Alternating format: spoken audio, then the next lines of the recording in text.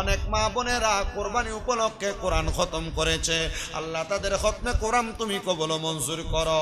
এই জিলহজ মাসে অনেকে রোজা রাখতেছে, অনেকে আরাফার রোজা রাখবে, আল্লাহ প্রত্যেকের রোজা তুমি কবুল মঞ্জুর করে নাও। অনেক প্রবাসী ভাইয়েরা বিদেশ থেকে ফোন করে করে দোয়া চায়, একা একা প্রবাসের বাড়িতে তারা ঈদুল আজহা পালন করবে, কোরবানি করবে।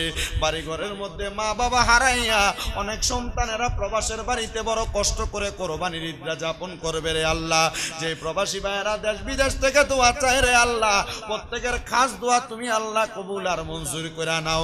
এই মসজিদের ডাইনে বামে সামনে পেছনে যত কবরবাসী আছে প্রত্যেক কবরবাসীর কবর নাজাতের ফয়সালা করো।